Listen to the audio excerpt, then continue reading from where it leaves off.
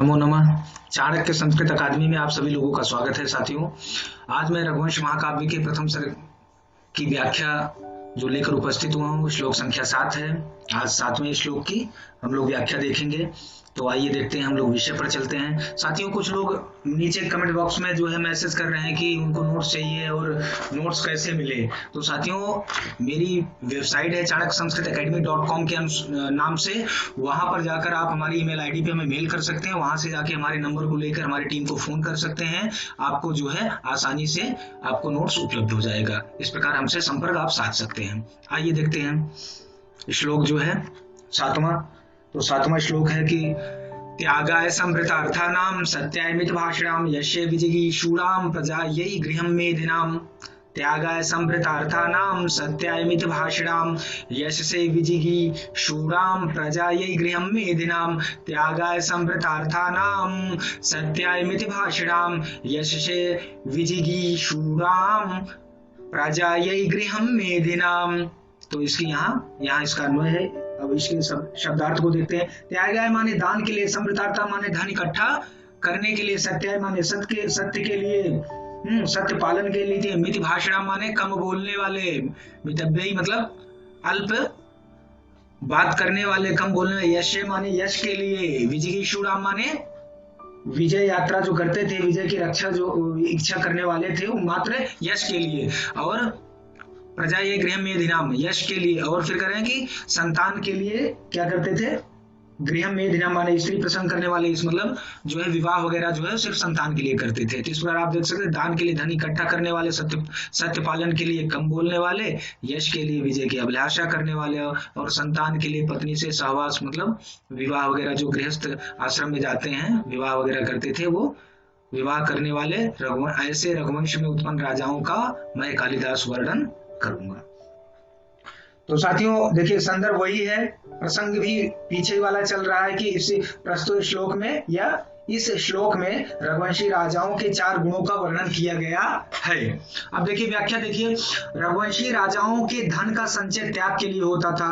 देखिए, जो रघुवंशी राजा जो है धन का संग्रह करते थे, मान लीजिए कि जो कर व्यवस्था के या जिन भी विभिन्न जिन साधनों से वो धन को एकत्र करते थे, उनका संग्रह करते थे, उनको इकट्ठा करते थे, वो सिर्फ त्याग के लिए होता था, उसको भोग विलास के लिए नहीं करते थे। त्याग करते यहाँ दान है, और उचित स्थान पर धन का विनियोग मतलब उचित स्थान पर धन को देना ही क्या है, त्याग कहा जा गया है। त्याग शब्द से यहाँ देखिए सात्विक दान है, जो त्याग कहा गया है उसका अर्थ है कि दान करना, और दान कैसा होना चाहिए, सात्विक दान समझना चाहिए। यहाँ पर सात्विक दान का लक्षण भगवद गीता में भगवान श्री कृष्ण दिए हैं, उसको देखिए। दातव्यम इति या दातव्यम इति ददानम दानम दीयते। कैसे दीयते,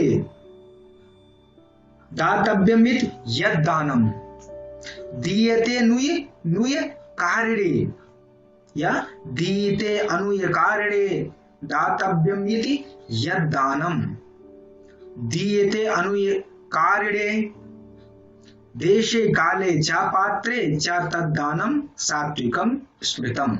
यह भगवत गीता में भगवान ने 17वें अध्याय में कहा है। देखिए, कवि ने रघुवंशी राजाओं के त्याग का संकेत दिलीप के वर्णन में इस प्रकार किया है। अब देखिए, एक तो धन का संचय करते थे, फिर त्यागाय संवृतार्थानाम, तो त्याग देखिए, त्याग का संकेत जो है दिलीप के ही वर्णन में उन्होंने किया है कि प्रजानामेव भूत्यर्थम साताभ्यो बलिम आग्रहीते प्रजानामेव भूत्यर्थम साताभ्यो बलिम आग्रहीते सहस्त्रगुणम उत्सृष्टुम आदत्ते ही रसम रविहि। राजा के पास जो धन होता है, अर्थ कर रहे हैं कि राजा के पास जो धन होता है वह प्रजा से ही करके रूप में लिया गया होता है। इसके अतिरिक्त शत्रुओं और दुष्टों के निग्रह से भी उसे धन की प्राप्ति होती है।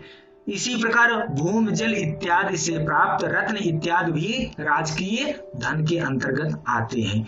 इन सभी धनों के संयोग से राजकीय कोष भर जाता है, पूर्ण होता है। इन सारे धनों का उपयोग उचित देश, काल और पात्र के बिना किसी प्रत्युपकार की आकांक्षा के विनियोग से करना त्याग है। आकांक्षा के विनियोग से करना क्या है? त्याग है।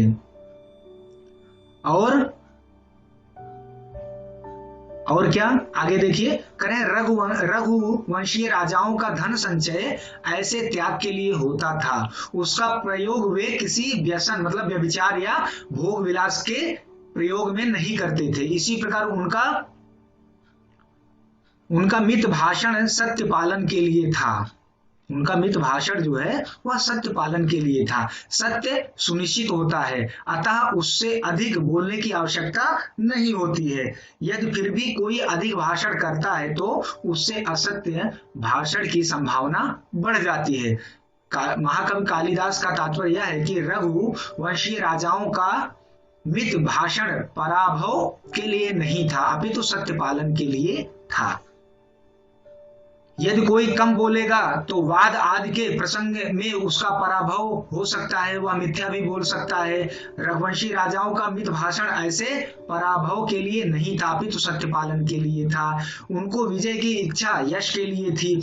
वे विजय इसलिए नहीं करते थे कि लूटपाट करना है, किसी को अपने अधीन करके उस पर अत्याचार करना है।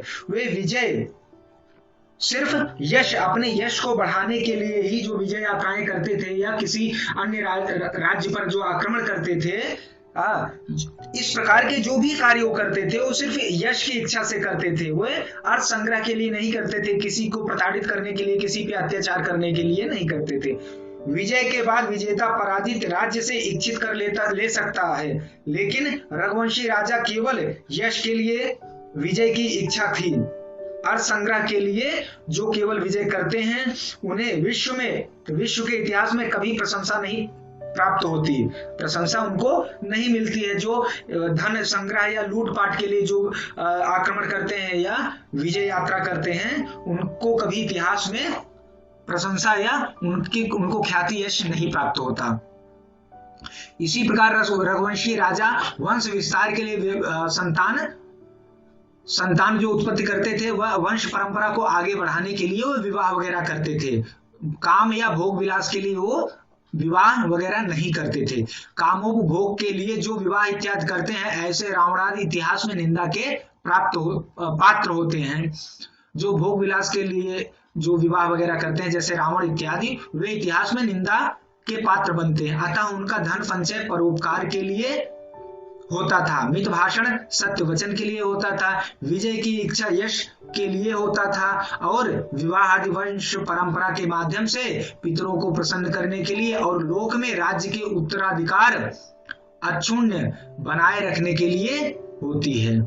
तो इस प्रकार से यह व्याख्या रही साथियों। इसका साहित्यिक वैशिष्ट्य देखिए, प्रस्तुत श्लोक में स्वभावोक्ति, अलंकार, परिसंख्या अलंकार, अनुष्टुप छंद, वैदर्भी रीति और माधुर्य गुण है। व्याकरणात्मक टिप्पणी में देखिए, संभृत अर्थानाम इति विच्छेदे स्वर संधि, दीर्घ संधि है यहाँ, आकाशवर्णे दीर्घ सूत्र है। संभृतार्थानाम संभृता अर्थ यही ते संभृतार्था तेषाम इति विग्रह बहुव्रीहि समास। यस्य तादर्थे चतुर्थी वाचा इति सूत्रेण चतुर्थी विभक्ति। त्यागाय त्यज जमा घय प्रत्यय अनुबंध लोपे स्वादकार्य चतुर्थी एक वचन रूप है। तो इस प्रकार साथियों यह इनकी व्याकरणात्मक टिप्पणी हुई। तो साथियों इनको आप अच्छे से तैयार करिए और अपनी परीक्षा की तैयारी सुंदर ढंग से करिए। जय संस्कृतम जय।